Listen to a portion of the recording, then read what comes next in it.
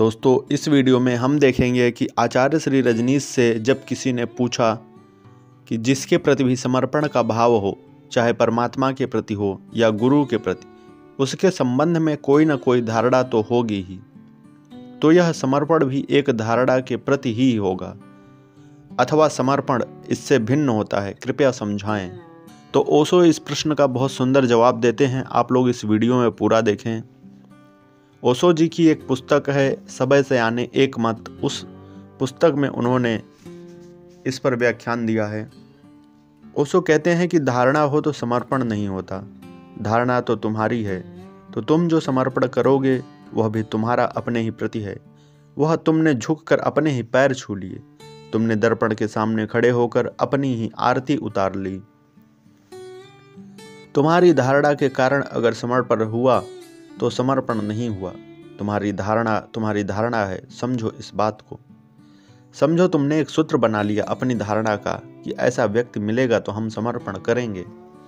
तुमने कहा कि वह नग्न खड़ा होगा, दिगंबर होगा, रात खाना नहीं खाता होगा, पानी छान कर पीता होगा, मांसाहारी नहीं होगा। तो तुमने एक धारणा बना ली, या तुमने कोई और दूसरी धारणा बना ली कि मोर मुकुट लगाए खड़ा होगा, बांसुरी बजाता होगा, गौ में चराता होगा, उसके प्रति हम समर्पण करेंगे।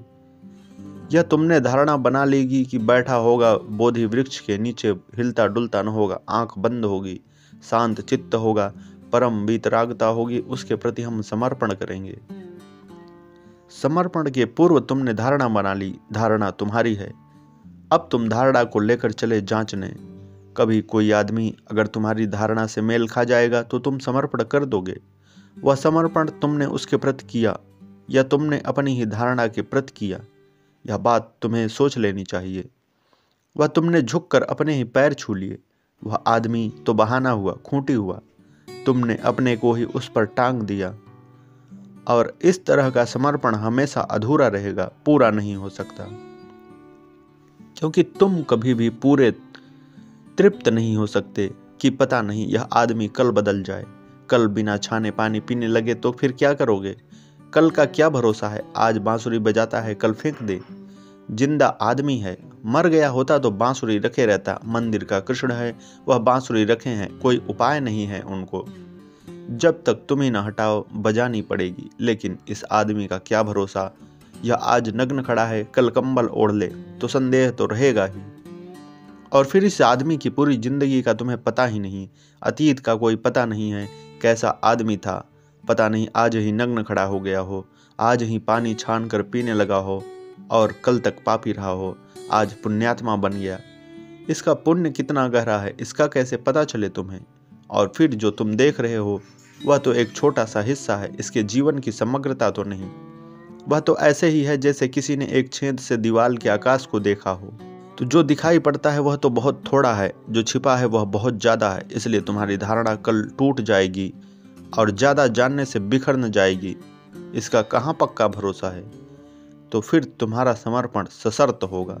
तुम कहोगे अगर तुम ऐसे ही रहे सदा तो मेरा समर्पण है, नहीं तो जिस दिन देखूंगा कि बदलाहट हुई उसी दिन हट जाऊंगा।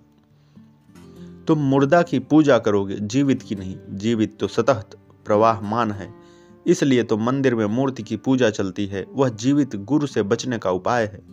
मूर्ति बिल्कुल तुम्हारी है, जैसा करवाओ वैसा करती है। जब तुम कहो कि अब सो जाओ तो सो जाती है, जब तुम कहते हो अब पट खुल गए उठो तो उठ आती है, दाताओं रख देते हो तो मुँह साफ कर लेती है। ओशो कहते हैं, मैं एक घर में पंजाब में मेहमान था, कमरे से गुजर रहा था, गुरु ग्रंथ साहब के सामने दाताओं और लोटा भर पानी रखा था। मैंने पूछा कि यह कहीं लुढ़क जाए तो गुरु ग्रंथ खराब हो जाए, किसने रखा है यहाँ? तो उन्होंने कहा कि नहीं, ऐसा आप मत कहना, आपको पता नहीं है, गुरु ग्रंथ साहब की दाताओं है। अब वे गुरु ग्रंथ साहब हो गए तो आदमी हो गए, किताब आदमी हो गई है दाताओं के लिए, फिर भोजन लगा देंगे। तुम कठपुतलियां चाहते हो, भगवान नहीं। जीवित भगवान मिल जाए तो तुम्हारी सब धारणाएं तोड़ देगा, क्योंकि वह तुम्हारी धारणाएं पूरी करने को थोड़े ही बैठा है। और जहां तुम्हारी धारणा टूटी वहीं तुमने अपना समर्पण समेटा और भागे। तुमने अपनी पोटली बांधी समर्पण की, तुमने कहा रहने दो, कहीं और दे देंगे, यहाँ हमारी धारणा पूरी नहीं होती। तुम्हारी धारणा से समर्पण नहीं होता। जहाँ तुम्हारी सारी धारणाएं छूट जाती हैं वहाँ समर्पण है। जिस व्यक्ति के पास आकर तुम अपनी सब धारणाएं नीचे रख देते हो, तुम कहते हो कि बहुत धारणाओं से देख लिया, सिवाय अंधेपन के कुछ भी न पाया। अपनी धारणाओं के चश्मे से लगा लगा कर बहुत देखा, कहीं परमात्मा न दिखा। अब हम सब धारणाएं चरणों में रख देते हैं। अब हम निर्धारणा होते हैं। अब हम शून्य होकर तुम्हें देखते हैं। ओशो कहते हैं, समर्पण का यही अर्थ है। किसी व्यक्ति के पास शून्य होकर बैठ जाना ही समर्पण है। तुम शून्य हो जाओ, समर्पित हो गए। समर्पण कोई घोषणा थोड़े ही है कि तुम बैंड बाजा बजाओ। समर्पण तो शून्य का स्वर है। वह चुप्पी में घट जाता है। कुछ शोरगुल थोड़े ही करना है, कोई दावेदारी थोड़ी ही करनी है, कोई गवाह थोड़े ही जुटाने हैं। तुम जिस व्यक्ति के भी पास जाकर शून्य बैठ गए वही समर्पण हो गया। और तब व्यक्ति की भी क्या बात है। तुम अगर वृक्ष के पास भी शून्य होकर बैठ गए, समर्पण वही हो गया। तुम अगर आकाश के पास शून्य होकर बैठ गए, समर्पण वही हो गया। समर्पण तुम्हारे न होने का नाम है। समर्पण कोई कृत्य नहीं है कि तुमने किया। तुम करने वाले रहे तो समर्पण तो होना ही नहीं है। वह तो तुम ही रहोगे पीछे। समर्पण तो ऐसी दशा है, तुम्हें पता चला कि मैं हूं ही नहीं। तो जिस व्यक्ति के पास तुम्हें अपने न होने का पता चले वही गुरु है। जिसके पास तुम्हें अपने होने का पता चले वहां से भागना वह महामारी है, क्योंकि वही तो तुम्हारी बीमारी है, जन्मों जन्मों की है। जिस व्यक्ति के पास तुम्हारे मैं की सब दीवारें गिरने लगे वहां टिक जाना, कहना कि अब यही रुकेंगे, यहाँ मिटने की जगह है। लेकिन यही मुश्किल है। जहां तुम देखते हो कि मिटने का डर है वहां से तुम भागते हो। यह आदमी तो सब उजाड़ देगा, यह तो सब धारणाएं मिटा देगा, हमारा शास्त्र छीन लेगा, ज्ञान छीन लेगा, आचरण नष्ट कर देगा। यह आदमी तो खतरनाक है, भागो, अपने को बचाओ।